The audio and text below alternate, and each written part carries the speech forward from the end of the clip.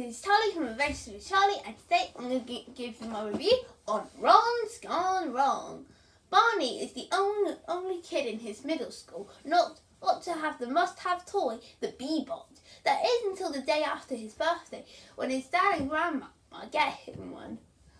However, it turns out to be more bad luck for Barney as he's stuck with a malfunction called Ron. But decides to give him a chance and has to go to the extreme to protect his new malfunction friend and from Bubble so they can bring in Ron to the Crusher. Sure. This film really interested me for a while when I first heard of it, mostly because it was released by a new animation studio, and this was their debut, called Locksmith Animation. Not to mention it was based in London, and since I'm from the UK, where that city is I definitely support it. So I gave it a watch, and it was a fun introduction to Locksmith. If this is mainly with the characters. Now on these most of these guys are very cliched and one-dimensional. And quickly stereotypical, which tropes you see in other animated films. If you don't believe me, then take a look at the film's main kid. It's Barney. He's got it all. He's an outcast, a child protagonist, has little to no friends, and his mum is and he has that design and those protagonists in these types of films have. However, this is something that I'm going to bring up for a lot in this review, but the way he's executed is actually well done.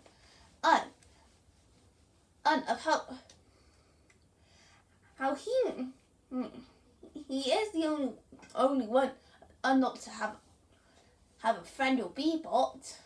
But that's because everyone has a Bee-Bot. And with my most recent rewatch, which was today, I realised how Barney is a bit similar to me in many ways.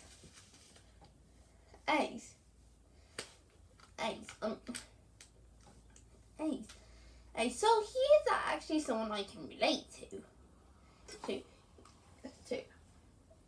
While the rest of the characters are likeable, they are a similar problem with Barney, where they do have that one throughout the whole film, like his dad being the failing salesman, and his grandma, who surprised me that Olivia Colman was behind the voice. His schoolmates like Rich, Savannah, and Ava Noah, show for the kids that get who attached to the devices, since like the bully wanted more views. Who's the popular blog girl, the game aimer, and the one into science, and the two heads up Bubble, with Mark being the Walt Disney dreamer who makes products and makes sure everyone's happy, and Andrew, the villain of the feature, so who cares more about the profit he makes, and how it sells, and to him it's all about the money. And then there's the starring Bee-Bot himself, Ron. While he is a typical malfunction character, the way he tries to learn friendship, to try to be Barney's friend, is pretty relatable. We all want to be friends with someone, and we want to learn all about them so we can be better friends. And Ron is a great example of this. It's of how he can be both likable and relatable to us. I also like to add that the acting is pretty well done for the most part. Each of the characters have a nice distinct voice that makes them stand out. Like I said, I was surprised that the Amma was voiced by Olivia Colman. And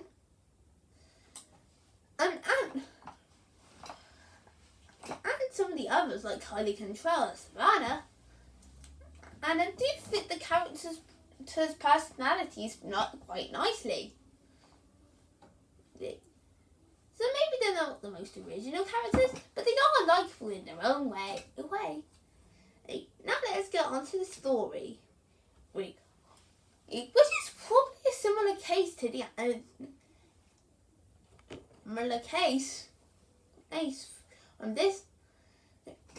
case to the characters.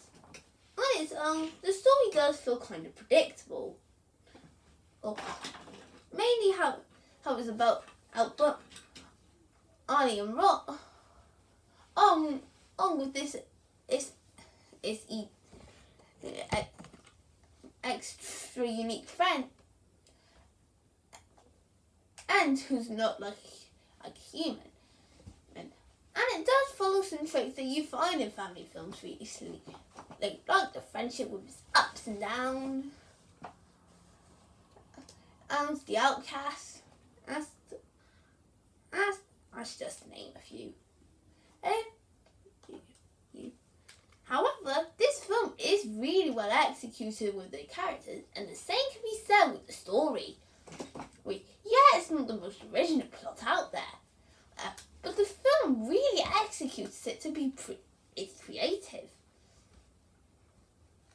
This is mainly with the concept of the Bebots, and to help kids get at friends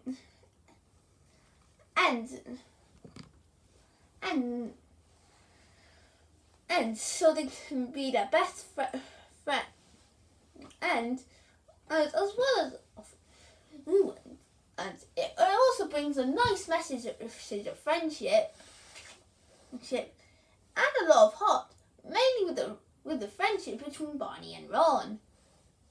On top of that, it also offers a nice commentary about the modern devices. So it's what can happen if we get too attached to, and what I expect and not to be attached to devices all the time. On top of that, there is one thing that surprised me about this film. It's pretty funny. The humour is pretty strong in this movie, and most jokes get lots of laughs. I just found I had a really fun time with this movie. It's humour. And then there's the animation. This is something I'm sure many people will be looking at the most, and it is coming from a new animation studio. And for Locksmith, I think they might think it's a nice work. For the most part. I might as well get the big problem out of the animation away. The design on the people can look kind of basic, as you would see in many animated films these days. But that's only the little problem, and everything else is pretty well done. The backgrounds aren't that exciting, but they do show all different environments, like the middle school that show Barney's lack of social life. I've done words where the duo hang out for a bit.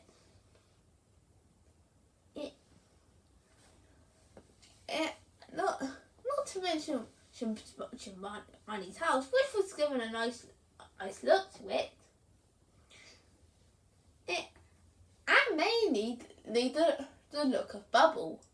But the true highlights of the animation are with the Bebots. Not only are they given a more unique design, but they can get really colourful and creative. The creativity can definitely be seen in their character animation. So when they're more fluid than the people, and can lots of creative movements. But the true highlights are to see Ron in action, and where the animators took great advantage of his movements and put them in a strong film, and will show how creative a malfunction can be.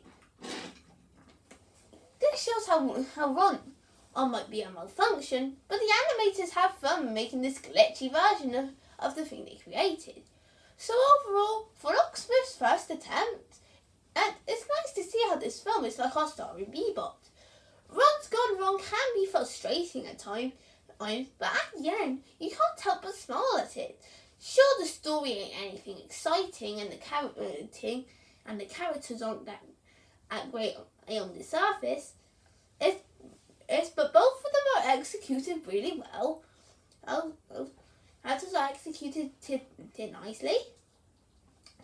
It has some pretty creative animation, some talented acting, some good humour, a lot of heart, and a good message about modern devices.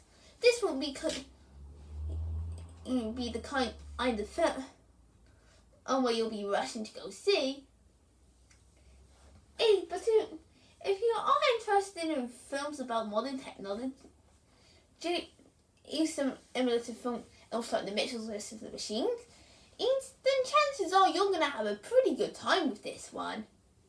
And it's funny how the movie is a lot like Ike That Quirky Friend, and that comes said that it's not really perfect, and you don't want them to overstay their welcome, but you're happy to be with them nonetheless, and that's what gives this movie an 8 out of 10.